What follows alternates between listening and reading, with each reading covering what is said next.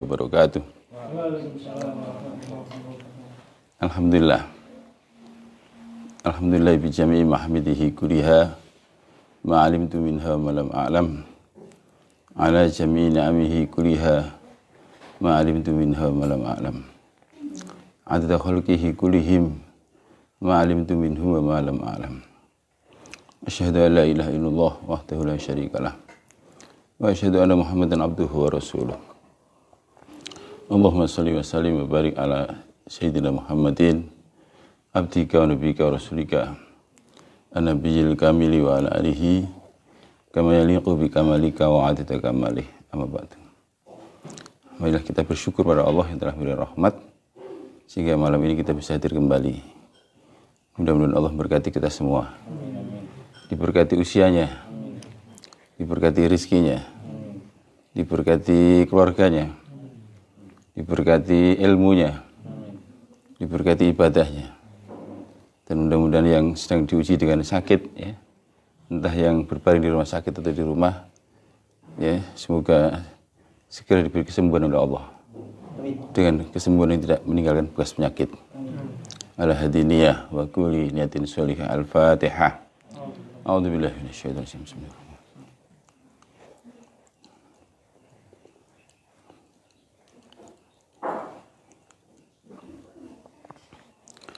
Baik, kita mulai dengan baca istighfar sama-sama. Ilahi bi afikal azim ighfir li dhanbiyal azim fa innahu la yaghfiru dhanbal azim ila rabbul azim. Ilahi بعفوك العظيم اغفر لي ذنبي العظيم فإنه لا يغفر الذنب العظيم إلا رب العظيم. إلهي بعفوك العظيم اغفر لي ذنبي العظيم فإنه لا يغفر الذنب العظيم إلا رب العظيم. إلهي وسيدي ذنوبي عظيمة ولكن عفوك أعظم من ذنوبي. إلهي بعفوك العظيم اغفر لي ذنبي العظيم فإنه لا يغفر الذنب العظيم إلى رب العظيم فإنه لا يغفر الذنب العظيم إلى رب العظيم.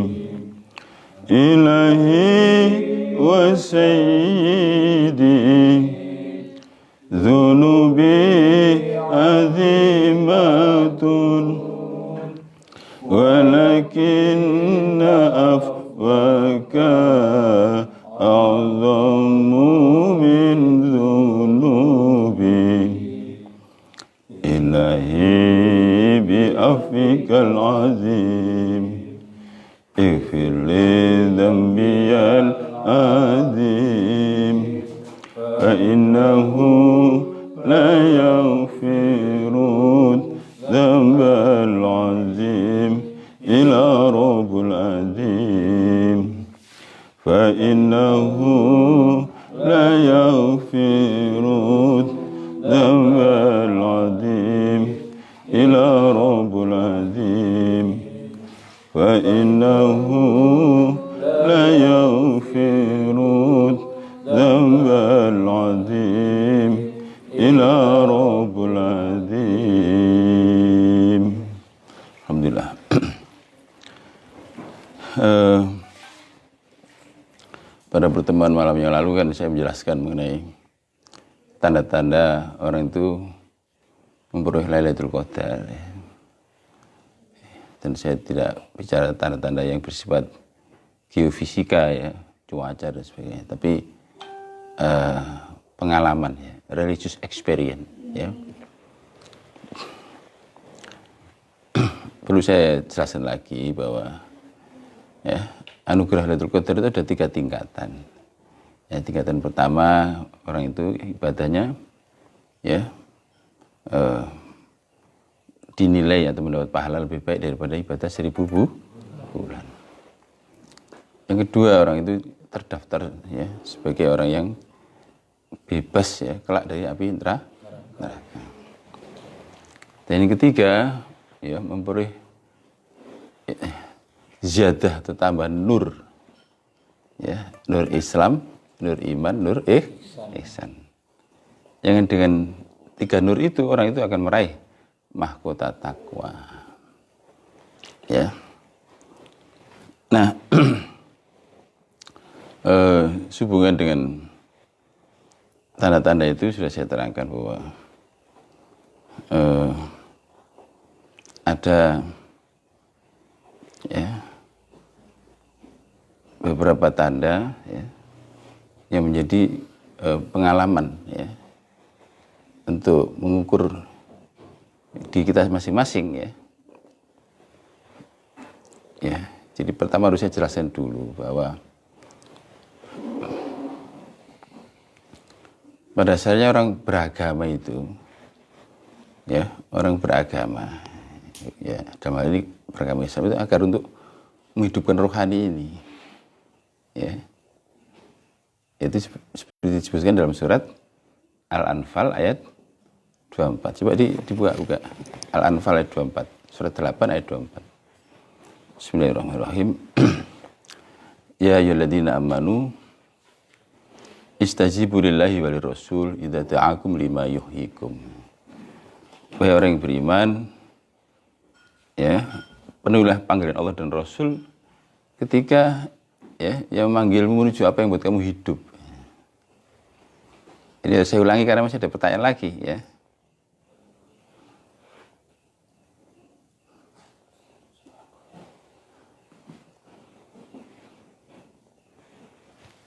Ada yang masih belum jelas. Jadi ayat ini menjelaskan bahwa kita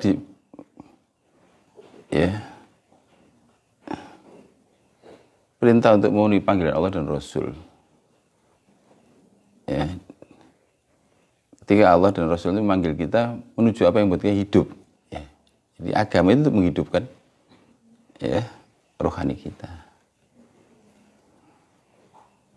So, ayat ini ditujukan pada orang yang hidup, bukan orang mati ya. Tapi ada kata-kata lima yuhyikum menuju apa yang kamu buat hidup, maksudnya kehidupan rohani. Ya, paham ya? Nah, hidup itu ya, kehidupan rohani itu ya sebenarnya itu hanya terjadi jika ada ya ketersambungan antara ya jiwa kita ini dengan Allah. Jadi begini, kemarin belum saya terangkan soalnya ya. Jasad ini hidup karena tersambung dengan roh. Dan tali penyambungnya itu napas. Kalau napas putus ya hubungan itu. Ya, nama rohani manusia ini tersambung dengan Allah sih, ya. Ya. Paham ya? Rohani ini hidup jika tersambung dengan Allah. Nah, tali penyambungnya itu zikir. Ya. Zikir. Tali penyambungnya zikir. Jadi kedudukan zikir itu dalam kehidupan rohani itu sama dengan kedudukan napas bagi kehidupan jasmani. Jadi semestinya ya kita berzikir ya seperti kita bernapas, atau bersamaan kita bernapas ya berzikir. Harusnya demikian. Tidaklah kita menarik dan menghembuskan napas kecuali dalam rangka zikir. Sehingga kita hidup ya di dua alam, ya, alam zahir, alam batin, alam dunia, alam akhirat. Ya, jasad kita bersama makhluk, tetapi hati kita bersama Allah.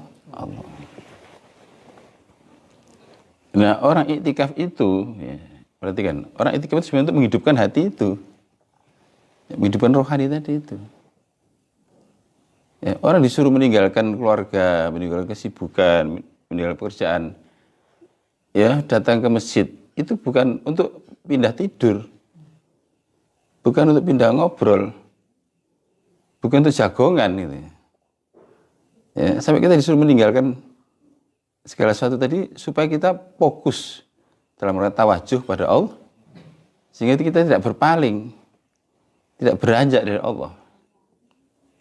Nah, dengan kita menjalin komunikasi yang intensif itu, maka kemudian rohani kita hidup. Jadi saya jelaskan dulu, orang iktikaf itu tujuannya bukan sekedar yang penting datang ke masjid, duduk-duduk, ya. Orang disuruh meninggalkan keluarga, meninggalkan kesibukan pekerjaan, dan bahkan Rasulullah itu, ya, meninggalkan dakwah, ya, di luar sampai datang ke masjid bersama para sahabat dan bahkan keluarga beliau. Itu dalam rangka supaya, ya, sepenuhnya bisa tawajuh, bersemuka dengan Allah, ya, menjalin koneksitas yang intensif dengan Allah. Yang dengan demikian maka rohani kita jadi hidup. Ya, seperti tadi bahwa jasad ini hidup jika tersambung dengan roh. Tali penyambungnya nafs. Nah, rohani kita hidup jika tersambung dengan Allah. Ya, tali penyambungnya apa? Zikir. Jadi sekarang jelas bahwa orang disuruh mengurangi tidur, ya, mengurangi makan, mengurangi pergaulan, mengurangi bicara. Ingat kemarin ya, mujahadah itu dalam rangka apa? Untuk bisa tawajuh. Seorang lagi. Rukun mujahadah itu kan kemarin mengurangi tidur, ya. Mengurangi makan, mengurangi apa lagi? Pergaulan dengan ya. Mengurangi bicara. Itu dalam rangka untuk apa? Untuk bisa tawajuh pada Allah, untuk bisa, ya, bersemuka dengan Allah Azza wa Jalla. Ya, sehingga tersambung, dan dengan rohani kita jadi hidup. Ya. Nah, saya terangkan kemarin itu bahwa tanda hidup itu ada dua, ya, gerak dan rasa. Itu saya kira mudah dipahami, orang hidup ya gerak, ya. Ya, kalau mati tidak bisa gerak. Ya, sampai ada kata nyanyian suluh-suluh batok itu, ya. Ya, wong mati ora obah medeni. Artinya tanda hidup itu obah, gerak. Yang kedua rasa. Nah, rasa ini ada 3 tingkatan. Rasa jismaniyah, rasa nafsaniyah, rasa rohaniyah. Nah, rasa jismaniyah itu ada contohnya panas, dingin. Itu, ya, halus, kasar, itu rasa. Apalagi yang lebih dalam lagi, rasa manis, apa, ya, asin, ya, asam, apalagi pahit, ya, itu rasa. Itu rasa jismaniyah. Adapun rasa nafsaniyah, psikologis, yaitu rasa susah, senang, sedih, gembira, benci, ya, cinta, puas, kecewa. Ya, ini semuanya baik rasa jismani maupun nafsani dikendalikan oleh pikiran, oleh otak. Ya, selama kita sadar, conscious, maka kita bisa, ya, merasakan. Tapi jika tidak, contohnya tidur, ya, kamu merasakan sakit, ya, sakit, terus misalkan orang itu sakit apa, luka, ya, lalu tidur, tidak terasa.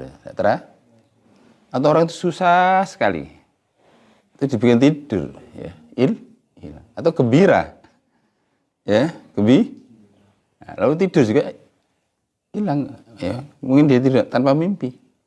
Apalagi kalau tidurnya mimpi buruk, ya, mengejar anjing. Anjingnya masuk gang buntu, balik ngejar dia.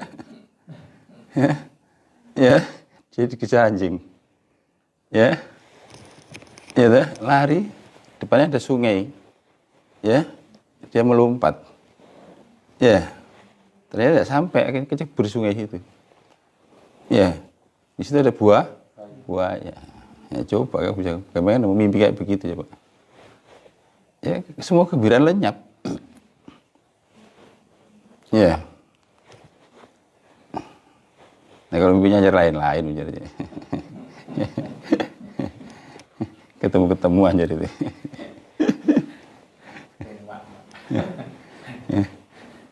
Ya. Itulah ya emak itu ya. Ya. Jadi baik rasa jismaniyah maupun nafsaniyah itu apa? Kontrolnya itu pikiran kita. Nah, sedangkan hakikat manusia itu melampaui pikiran. Ya. Rohani manusia itu melampaui pikir. Nah, ada rasa rohaniyah. Perhatian, ada rasa jismaniyah, rasa nafsaniyah, rasa rohani. Nah, rasa rohaninya ini ada 4, ya, dimensi dari yang paling luar sampai yang paling dalam. Pertama, qalb atau ya hati. Terus kemudian fuad, orang Melayu mengatakan jantung hati. Lalu lub, jamannya albab, orang Melayu mengatakan lubuk hati. Ya, ya. Terus sir, yaitu rasa sejati atau sejatinya rasa. Ya. Nah, ketika ini hidup, ya, tanda hidup kan gerak, ya. Ya. Dan apa? Rasa. Ya. Nah, geraknya rohani ini ada 3 bahkan 4. 1, patuh. Jadi orang dapat Lailatul Qadar itu, ya, paham ya? Karena hatinya tersambung dengan Allah, maka menjadi apa? Ya, ada spirit untuk patuh pada Allah. Yang kedua, ya, gerak yang lebih dalam lagi yaitu berserah diri. Saya ulang lagi nih ya, berserah diri, surrender kata bahasa Maduranya ya. Ya, bahasanya Pak Adi itu surrender ya. Ya, sumarah dalam bahasa Jawa. Lalu yang ketiga, iktisom, ya, bergantung atau bergelayut dengan Allah. Itu indah sekali itu ya. Bergantung atau bergelayut pada Allah. Dan terakhir ya, yaitu tauhid, yakni nyawiji, ya, atau integrasi dengan Allah. Ya, mula-mula mencapai tauhidul af'al sampai asma, sifat dan zat. Ya. Itu tandanya hati hidup. Ya, tapi tidak semuanya langsung ya sampai pada tataran ya seperti itu. Ya mungkin bisa ya yang pertama ya, tanda pertama patuh, nanti ya berkembang lagi berserah diri, ya meningkat lagi sampai iktis, dan puncaknya adalah tahu. Nah, adapun dalam dia rasa, karena hidup itu tandanya juga rasa, maka rasa itu ada 4 juga. Rasanya hati, yaitu damai. Damai itu melampaui susah, senang, sedih, gembira. Nah, sudah saya terangkan kemarin ya. Damai. Rasa, adapun rasanya jantung hati itu cinta tanpa syarat, tanpa batas kepada semua makhluk sebagai tanda cintanya kepada Allah. Adapun lub atau lubuk hati, ya, ketika dia itu hidup, maka rasa yang dirasakan, rasakan kehadiran Allah, selalu merasakan kehadiran Allah. Dia tidak bisa lupa, merasa selalu hadir, tidak pernah terpisah. Ya, orang ini selalu menyadari akan Allahu hadiri, Allahu nadiri, Allahu ma'i, Allah qaribu minna. Kita masih menggunakan itu ya. Ya. Ya dah, itu dzikir muraqabah, Allahu hadiri. Allahu nadiri. Ya. Ya. yang sudah kita ajarkan ya. Allahu hadiri, Allahu nadiri, Allahu ma'i, Allah qaribu minni, Allahu hadiri, Allahu nadiri, Allahu ma'i, Allah qaribu minni, Allahu hadiri, Allahu nadiri, Allahu ma'i, Allah qaribu minni. Ya Rabbi salli ala Muhammad, Ya Rabbi salli alaihi wasallim. Allahu hadiri, Allahu nadiri, Allahu ma'i, Allah qaribu minni, Allahu hadiri, Allahu nadiri, Allahu ma'i, Allah qaribu minni. Nah, ini diantaranya ucapan atau latihan untuk menghidupkan loop tadi. Ketika loop itu sudah hidup, maka tandanya apa? Merasakan kehadiran Allah. Allah itu hadir, Allah hadiri, Allahu nadiri, Allah melihatku. Allahumma Allah menyertaiku. Bahkan Allahu qaribu minni, Allah lebih dekat padaku ketimbang siapapun. Ya, Allah lebih dekat padaku ketimbang siapapun. Nah, ketika sirmu sudah hidup, ya, karena hidup tadi bersambung dengan Allah ya,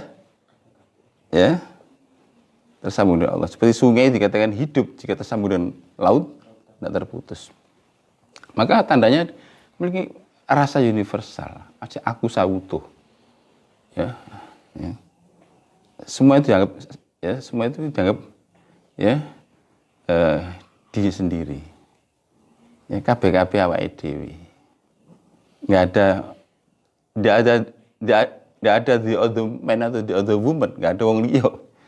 KBKB awake dhewe. Jadi tingkatan bukan tingkatan simpati atau empati, identifikasi diri namanya. Ya. Jadi dalam psikologi itu ada tingkatan empati, ya. Sebelum itu ada sim. Kalau empati itu membayangkan kita seperti mereka. Misalnya ada orang kena musibah, kita empati merasakan, membayangkan kita seperti mereka, dalam posisi mereka. Nah, ketika kalau identifikasi diri itu, ya kita menjadi mereka, ya, sehingga orang demikian ini, ya, memiliki rasa, ya, tanggung jawab, ya, pada semua makhluk, ya, berbuat ihsan pada semua makhluk. Sebagaimana firman, ya, atau dalam hadis qudsi, innallaha katabal ihsan ala kulli syai'. Sehingga Allah mewajibkan, ya, kita berbuat baik pada segala sesuatu. Bukan someone tapi something, ya. Bukan someone, bukan pada tapi something. Ya. Berbuat, ya, baik pada segala sesuatu. Nah, jadi saya ulang lagi, ini bisa dirasakan, ya. Nah, coba, ya. Tandanya orang itu, ya, memperoleh Lailatul Qadar, maka dia ada kehidupan rohani tadi. Karena Lailatul Qadar itu berarti ketersambungan rohani kita ini dengan Allah. Nah, itulah melalui nur tadi yang dibawa oleh malaikat. Nur Islam, nur iman, nur ihsan. Menjadi jiwa daripada kalam nafsi. Jelas ya? Saya kira ini mungkin untuk berjelas yang kemarin ya, supaya tidak bingung. Ya toh?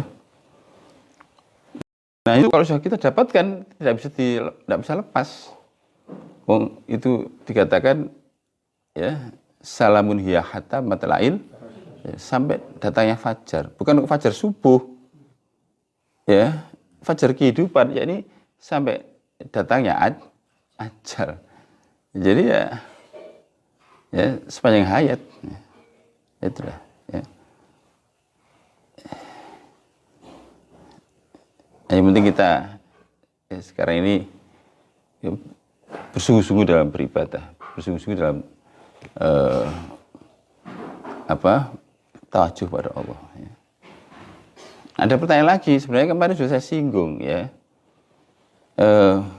Ada Pak Kiai, saya ini tidak bisa kalau suruh itikaf di masjid, ya. Walaupun tidak ada corona sekalipun, karena kerjaan saya di jalan, ya. Gitu. Jadi dia itu selalu di jalan gitu. Gimana bang, saya memang itu sebuah pekerjaan saya, ya.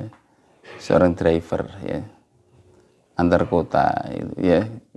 Dia ternyata monitor gitu. Padahal dia, ya, mungkin orang yang berat, sementara kita bisa tidur, dia itu, ya, nyetir, ya. Ada banyak lagi pertanyaan lain, ya, yang sebenarnya senada. Ya, ada orang kerja di kapal, ya. Ada murid saya yang dari, ya, Singapura bertanya, gitu. Dia kerja di kapal, saya tidak bisa itikaf di masjid, kapalnya tidak ada masjidnya, ya. Iya, ada yang juga tugas di rumah sakit, ya, dokter, perawat dan sebagainya, ya. Dan masih lagi banyak porsi-porsi yang lain yang tidak memungkinkan dia itikaf di masjidnya, ya. Nah, apakah orang demikian tidak bisa mendapatkan, ya, kesempatan untuk mendapat anugerah Lailatul Qadar? Ya, sama, ya. Karena begini, jelasan gini. Jadi gini deh, ya. Orang itu hadir ke masjid, ke rumah Allah, itu supaya hatinya hadir di hadapan Allah. Jadi saya ulang lagi, orang itu datang ke rumah Allah, entah itu di Masjidil Haram, di Masjid Nabawi, atau di masjid kita masing-masing, itu dalam rangka supaya hadir di hadapan Allah, hadir di Rabb hadzal bait. Ya, maka kata para orang ahli hakikat, jika ada orang itu sudah di rumah Allah, entah di Masjidil Haram, di Masjid Nabawi, atau di masjid kita masing-masing, tapi hatinya tidak hadir, ya hanya jasadnya yang ada di situ, maka kedudukannya sama dengan orang yang di rumah yang hatinya tidak hadir. Tapi walaupun orang itu di rumah, atau man on the street, di jalan, atau di rumah sakit, atau di mana, di laut misalkan, tapi hatinya selalu hadir di hadapan Allah, maka kedudukannya sama dengan orang yang di masjid yang hatinya hadir. Saya ulang lagi, ya, ini persoalan rohani, ya. Itikaf itu persoalan rohani, bukan persoalan fisik, ya. Ini supaya dipahami. Ini sudah ditanyakan yang kedua kali, ya. Orang itu pergi meninggalkan rumah, meninggalkan kesibukan, ya, dan berbagai urusan yang lain untuk pergi ke masjid supaya bisa hadir di hadapan Allah. Karena itu rumah Allah, Baitullah. Maka jika ada orang sudah datang di rumah Allah, entah di Mekah sana, ya, di Madinah, atau di masing-masing kota, atau di desa masing-masing, di masjid masing-masing, tapi hatinya tidak hadir di hadapan Allah, kedudukannya sama dengan orang, ya, di luar masjid, di rumah, di pasar, di sawah, di laut, di jalan, ya, di mall, ya, di penjara, ya, kedudukannya sama, yang hatinya tidak hadir.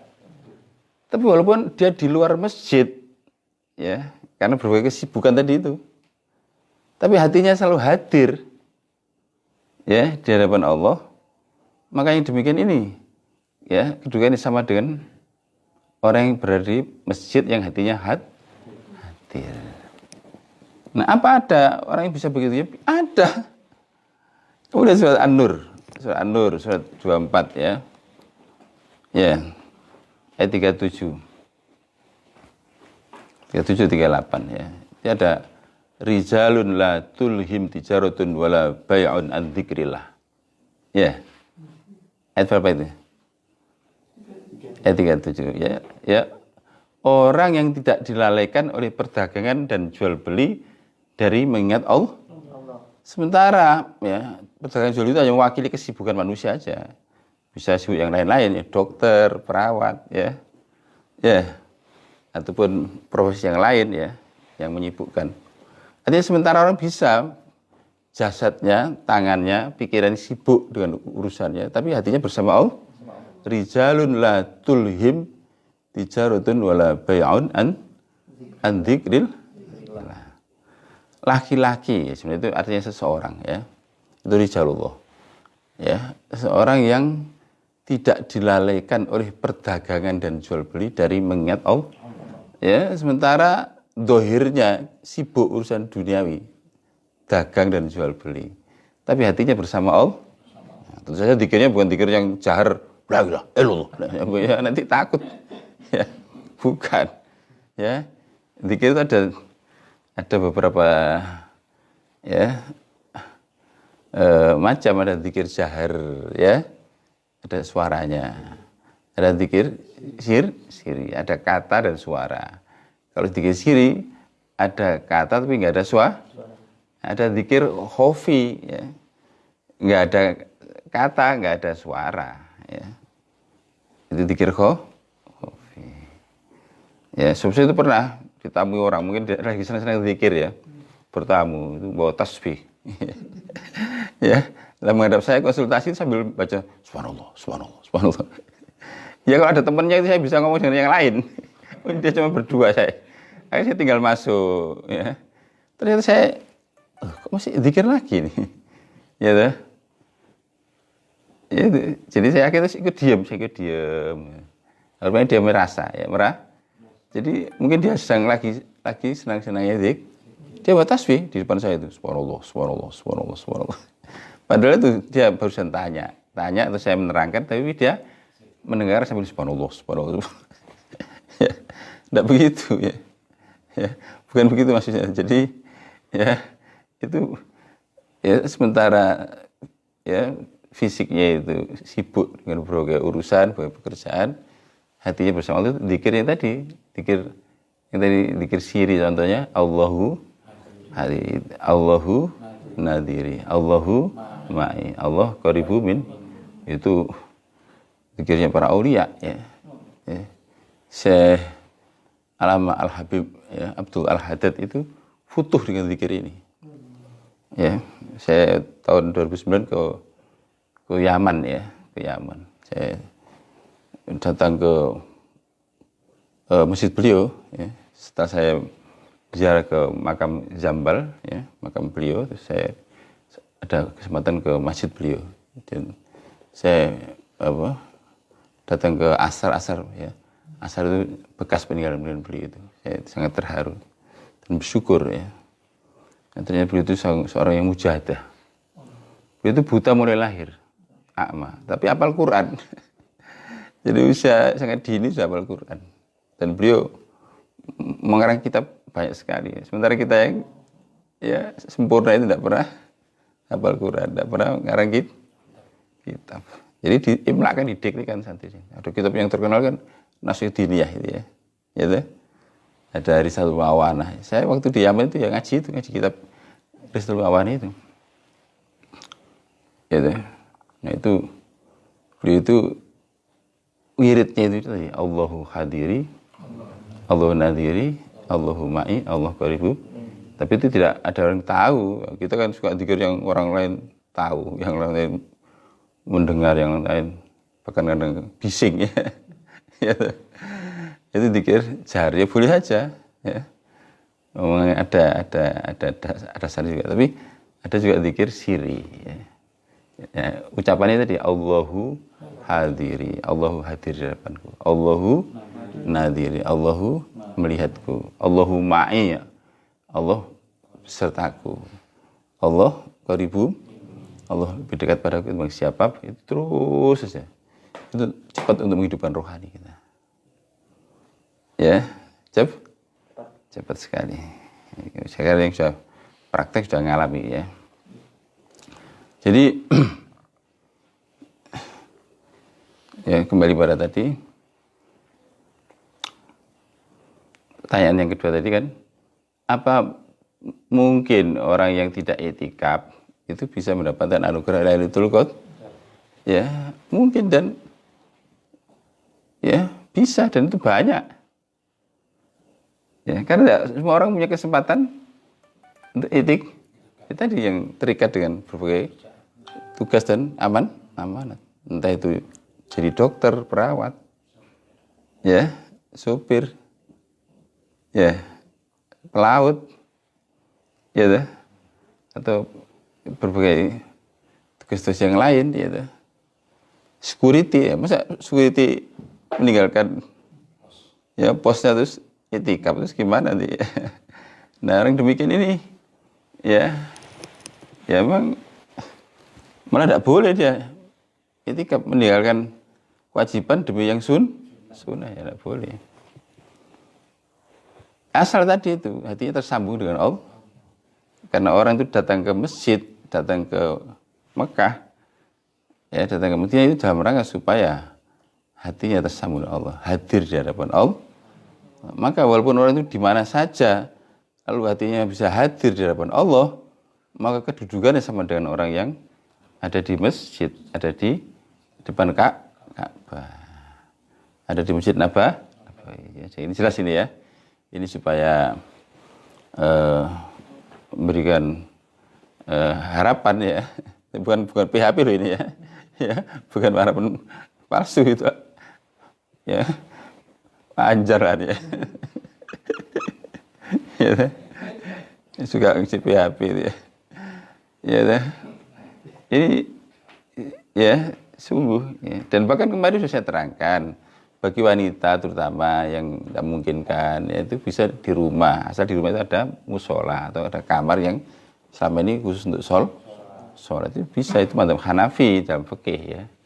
Nah, tapi tadi bahasan hakikat sebenarnya tidak harus di masjid, tidak harus di kamar seperti itu, di mana saja ya, anywhere ya, asal hatinya kita selalu tersambung dengan Allah, hadir di hadapan Allah ya, ya sama dengan orang itu itikaf ya. Orang Jawa mengatakan ya topo sak tengah projo. Topo sak tengah pro. Ya, jadi ya sendiri di tengah keramaian. Sendiri di tengah keramaian. Sendiri di tengah keramaian ya. Dohirnya bersama manusia, tapi batinnya bersama Allah. Oh, itu luar biasa itu ya. Ya. Sehingga orang tidak mengira bahwa ini ya dikira ya, orang duniawi, tapi sebenarnya itu orang ukhrawi. Ya, sehari-hari sibuk dengan urusan dunia, tapi sebenarnya hatinya selalu bersama Allah. Ya, dan itu banyak para wali seperti itu. Ya, kamu harus selalu husnudzon, ya. Ya, jadi jangan mengira ya, ada orang cangkruan, ya. Ya, ada orang yang duduk di mana? Di pos-pos, jangan di sudoni ya. Itu caranya Allah ya, apa ya, mengatur. Kalau ternyata ada eksiden, ada kecelakaan ya, siapa yang paling menolong yang pertama kali? Apa orang di masjid, apa orang di pos-pos tadi ya? Orang duduk di tepi jalan itu ya, selama ini justru mereka yang paling cepat beri pertolongan. Jadi supaya kayak sarah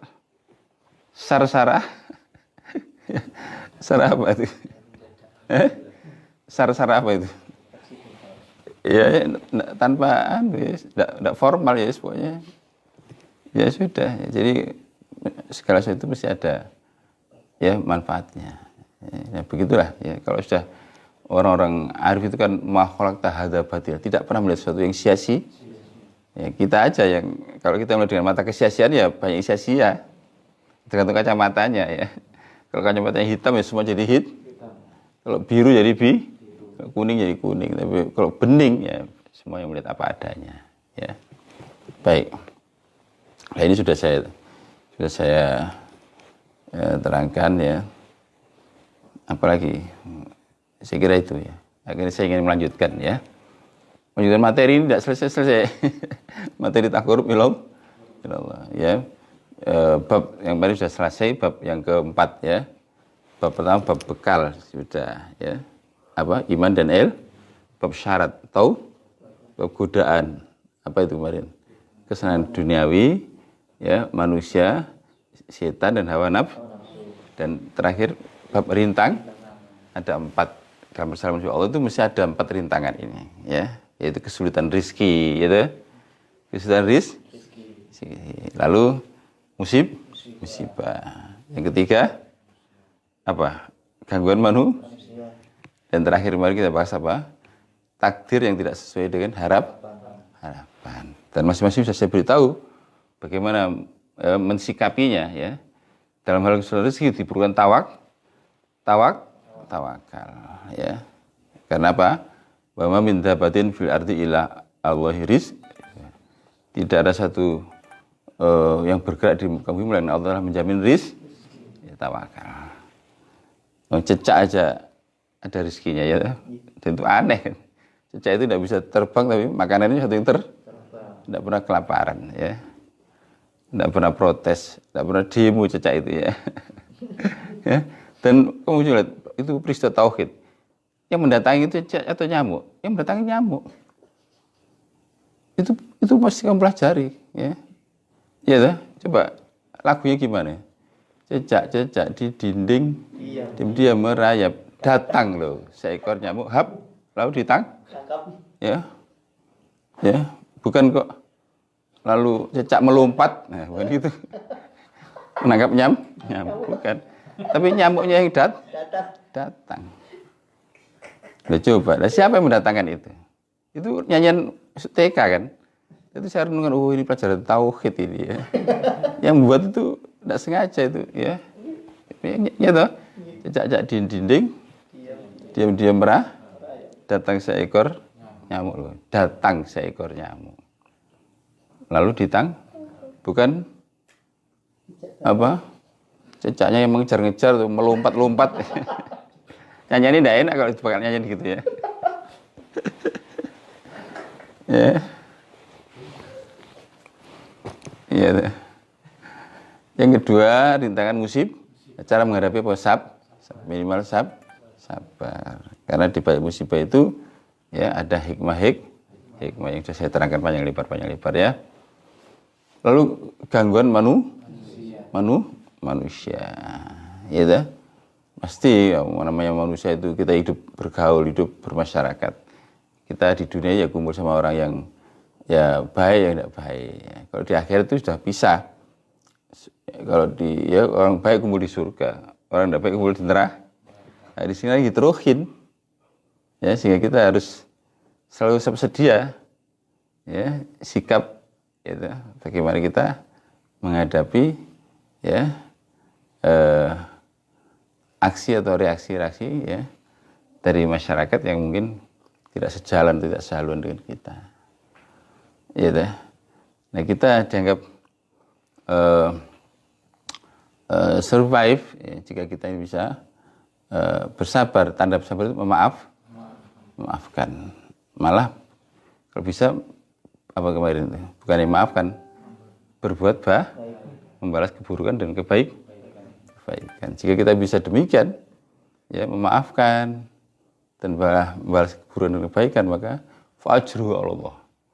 Wa jazaa'u syai'atun mislu fa'an afa wa aslaha fa'ajruhu surat Asy-Syura ya. Ingat ya surat Asy-Syura ya. Ayat 40. Wa jazaa'u syai'atun mislu fa'an afa wa aslaha fa'ajruhu Allah. Balasan kejahatan setimpal. Itu hakim yang memutuskan ya, perintah ya. Tidak bisa buat pengadilan sendiri ya. Menghakimi sendiri.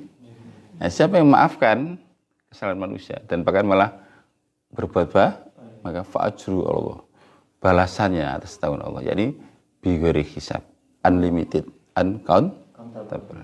Baik ya. Nah, terakhir yaitu apa?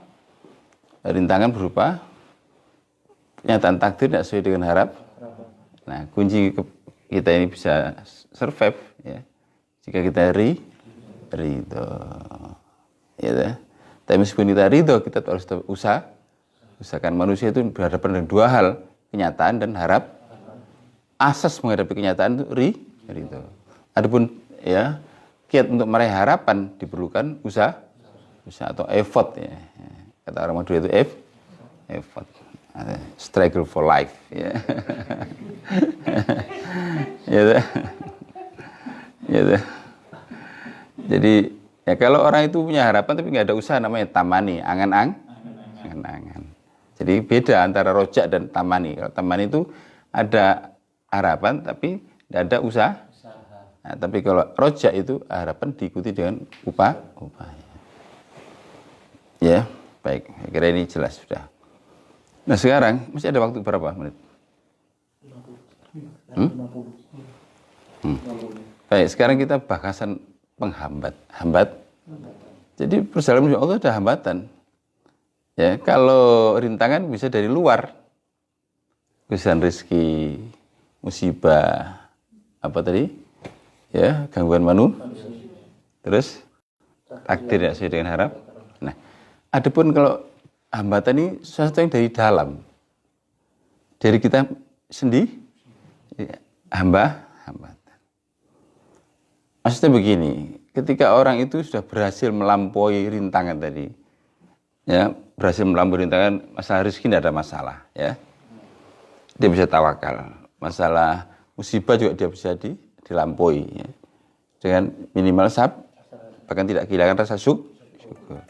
Masalah gangguan manusia juga bisa, ya, dihadapi dengan memaafkan dan bahkan membalaskan kebaikan. Masalah takdir juga bisa disikapi dengan ridho. Ini berarti sukses orang ini. Tetapi orang ini juga akan menghadapi apa? Hambatan dari dalam. Ya, hambatan. Ya, seharusnya malah meningkat kan itu, ya. Harusnya meningkat. Saat itu orang itu harus sudah tumbuh cintanya pada Allah. Seharusnya. Nah, ketika cinta itu tumbuh, maka dia bersemangat untuk melaksanakan perintah, tidak hanya yang diwajibkan, yang sunnah. Menjauhi larang tidak hanya yang haram, yang makruh. Nah, tapi yang demikian itu ada hambatannya. Apa hambatannya? 3. 1, itu bimbang. Ya, bimbang. Bimbang itu, ya, orang bimbang tidak bisa mengambil keputusan. Orang itu bisa bertindak itu jika bisa mengambil keputusan. Dan keputusan itu bisa diambil jika ada keyakinan. Paham ya? Jadi orang itu action atau eksekusi itu hanya dimungkinkan jika dia bisa mengambil decision making, ambil keputusan. Nah, tapi orang yang bimbang tidak bisa mengambil keputusan. Akibatnya apa? Ya, terkatung-katung. Ya, ya, sehingga bimbang itu dari setan sebenarnya. Iwaswisu visudu rinas. Contoh misalnya gini, mau ngaji ke Buya, ya, atau itu jalan kerohanian, mungkin dia sudah jenuh dengan kehidupan duniawi, gitu. Maka dia bimbang, ikut ngaji enggak, ya. Bimbang, gitu. Mau sholat tahajud itu, ya, sholat enggak kan? Mau menghataman Quran Ramadan, ya, iya enggak, ya, jadi maju mundur, bimbang. Nah, orang bimbang tidak akan pernah, ya, sampai tujuan. Bagaimana sampai jalan aja enggak? Orang bimbang tidak pernah jalan. Jadi orang yang bimbang tidak bisa mengambil keputusan. Orang tidak bisa mengambil keputusan, dia akan bisa bertindak. Paham ya? Oke, sekarang ada orang yang sudah tidak bimbang. Ya, dia punya azam. Ngerti azam itu? Azam itu apa? Tekad. Ya, tekad yang bulat itu azam namanya, ya. Ya. Terus tekad untuk menikah. Ya, seperti Edo ini, ya, punya tekad ini. Nah, kalau bulat itu berarti harus ada tawakalnya. Kalau gitu nanti bimbang lagi, ya. Ya, maju mundur nanti, ya. Ya.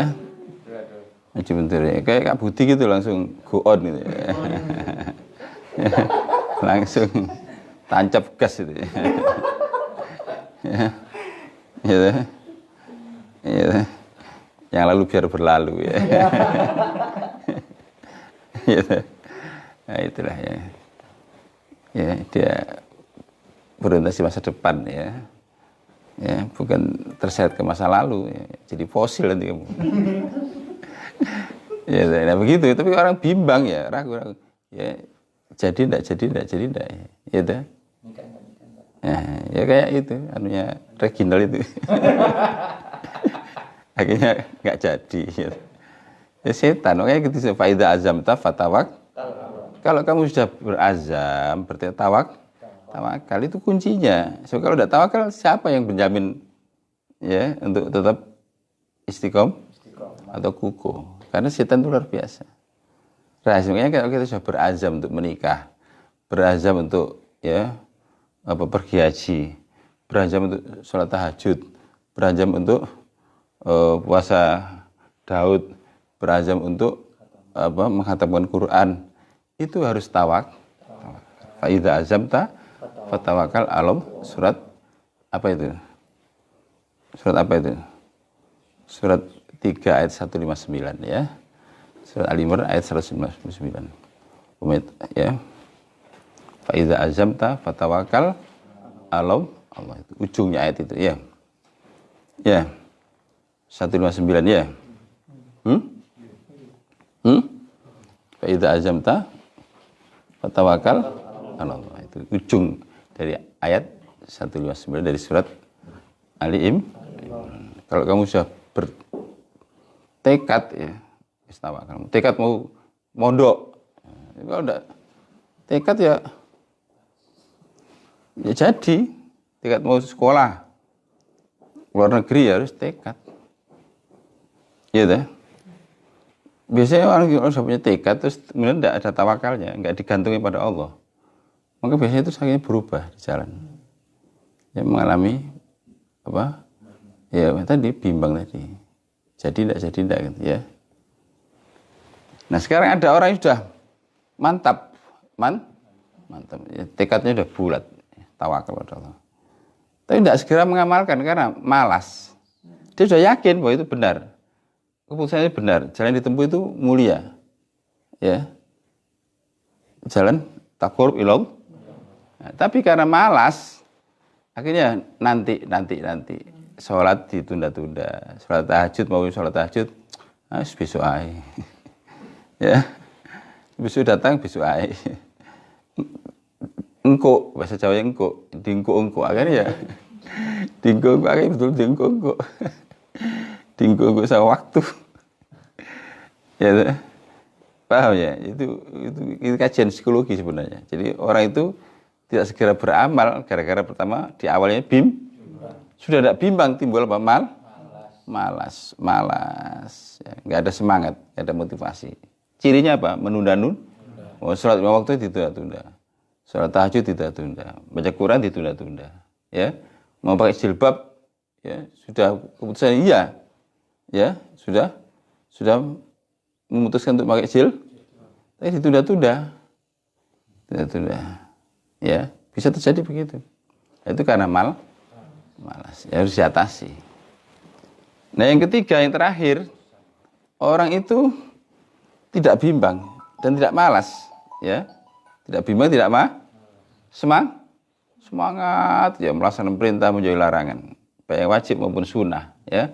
Bahkan yang nawafil, ya, yang primer, yang sekunder, yang tidak dipenuhi semuanya. Tetapi timbul bosan itu manusia, ya. Ya makanya kenapa kok dalam tasawuf itu wirid sendiri itu ada macam-macam. Ya, zikir itu loh, ada zikir asas, ya. Ada zikir hasanah, ada zikir mutammimah untuk penyempur.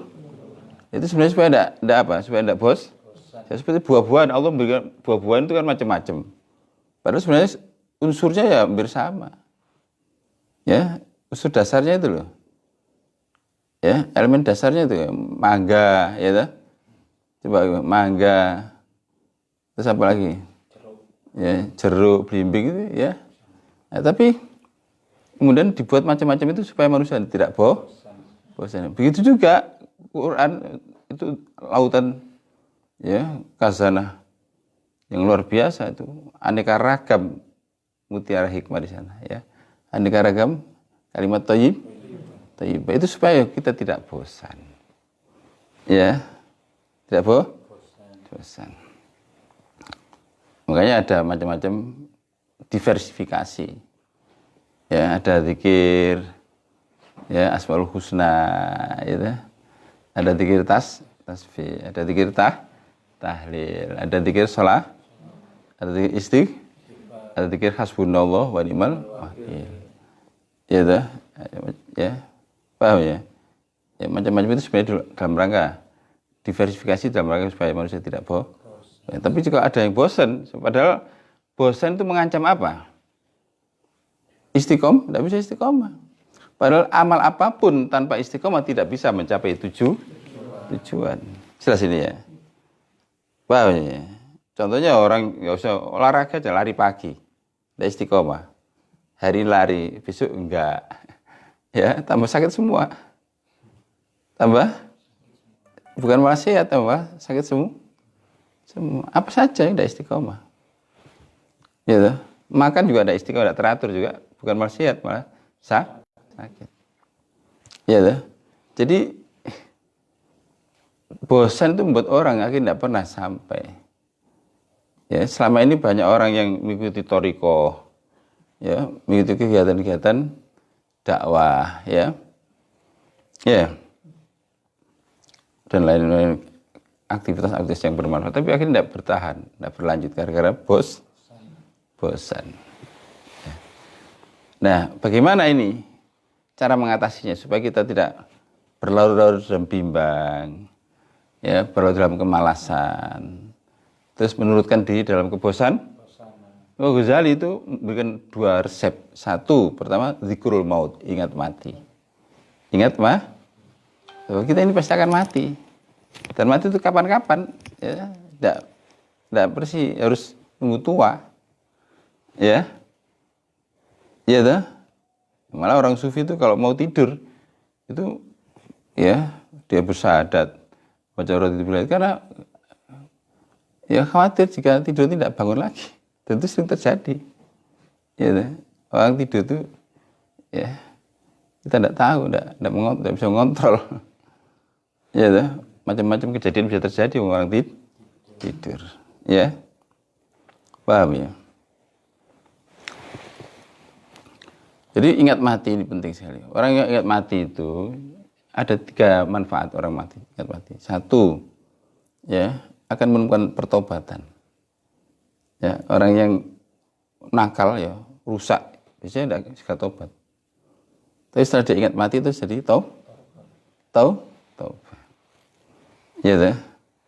Dulu di kampung saya itu ada orang yang suka minum, ya, padahal saya berkeluarga. Nah kebetulan Tegalnya itu jejer, berdampingan dengan Tegalnya ayah saya. Saya juga sering ke tempat itu. Ayah saya punya Tegalan. Nah, sering ketemu di situ, sering dinasihati ayah saya. Ya, disadarkan. Tapi tetap saja tidak berubah.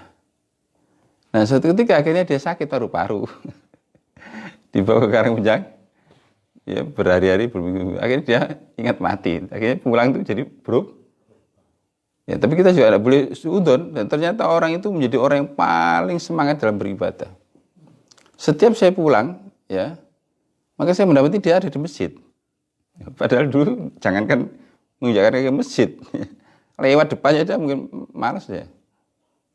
Ya, tidak sudi, tidak mau. Paham? Dan dialah yang selalu membersihkan masjid itu, selalu mengisi ya tempat wudhu, membersihkannya itu dia, sampai orang itu takjub. Setelah dia tahu, dia karena ingat mati tadi itu. Karena orang itu tidak disuruh tobat itu tidak bisa. Dia ingat mati, ya, diantaranya mengingatkan karena dia sakit ya, sakit parah. Nah disitulah mulai ya menemukan tahu. Yang kedua, orang ingat mati itu gampang dinasihati. Nggak usah orang alim, ya, mungkin anaknya atau bahkan man on the street, orang di jalan, ya itu bisa mau menerima. Ya, tapi kalau orang tidak ingat mati, walaupun dinasihati kiai besar, ya orang alim ya diabaikan aja, ya ditolak. Ya. Bah, jadi cirinya orang yang bisa ingat mati itu biasanya gampang dinasihati, gampang menerima nasihat lah begitu ya, gampang menerima nasihat. Dan ada nasihat apa saja itu didengarkan, bahkan sampai dia menangis berkaca-kaca. Ya, mungkin tidak sengaja menasihati, hanya mendengar kata-kata, mendengarkan atau dia baca apa di koran atau di majalah atau ya di televisi, tiba-tiba dia keluar air matanya. Ya. Soal itu dituju kepada dirinya karena saking tadi pekanya, saking lembutnya hatinya. Ya. Nah yang ketiga, orang ingat mati itu akan semangat ibadah. Pasti itu sudah. 3 itu. Makanya kelebihannya orang ingat mati itu ya fadilahnya itu ada 3 tadi. Pertama, menemukan bertobat. Yang kedua, mudah dinasihat. Ya, mudah diberi pelajaran. Yang ketiga apa? Semangat beribadah. Paham ya? Oleh karena itu kata Imam Ghazali dalam mengatasi hambatan-hambatan dari dalam tadi itu, pertama harus ingat mati. Ya, ingat itu semua orang bisa itu, semua orang bisa. Ya, ingat mati tidak butuh energi, ya, tidak butuh ingat gitu aja ya. Datang ke kuburan atau datang ke mengikuti takziah, ya, mengantarkan jenazah itu bisa, gitu.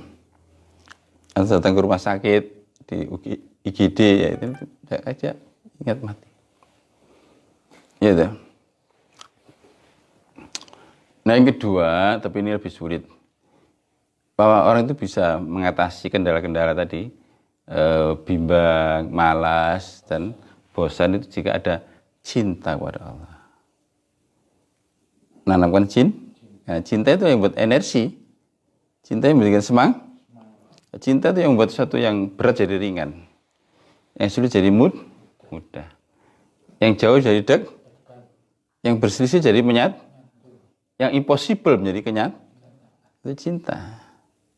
Nah karena itu ya ini perlu terus kita memperdalam cinta kita pada Allah, ya, sehingga timbul namanya ruhul ubudiyah, semangat untuk menghambakan diri pada Allah. Ya, karena cinta itu buat orang itu semangat, ngomong cinta itu semangat, ya. Ya tadi yang buat yang berat jadi ringan, yang sulit jadi mudah, yang jauh jadi dekat, yang terpisah jadi menyatu, yang tidak mungkin menjadi kenyataan. Ini diantaranya, ya. Jadi nanti kita akan bahas pada kesempatan yang akan datang, ya, karena waktunya sudah habis. Tapi sudah jelas jadi bahwa hambatannya itu ada 3, bimbang, malas, dan sehingga buat orang itu tidak bisa melanjutkan perjalanan, tidak bisa istiqomah. Padahal ketika orang tidak bisa istiqomah, tidak bisa mencapai tujuan.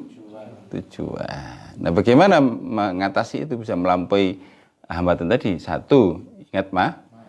Yang kedua, menumbuhkan cinta pada Allah. Yang mudah-mudahan Allah berkati kita, ya. Mari kita tutup dengan doa sama-sama. Asyhadu an la ilaha illallah, astaghfirullah, as'alukal jannah, a'udzu bika minan nar. Asyhadu an la ilaha illallah, astaghfirullah, as'alukal jannah, wa'udzu bika minan nar. Asyhadu an la ilaha illallah, astaghfirullah, as'alukal jannah, wa'udzu bika minan nar. Allahumma innaka afuwun karim, tuhibbul afwa fa'fu anna ya karim. Allahumma innaka afuwun karim, tuhibbul afwa fa'fu anna ya karim. Allahumma innaka afuwun karim, tuhibbul afwa fa'fu anna ya karim. Wassalamualaikum warahmatullahi wabarakatuh.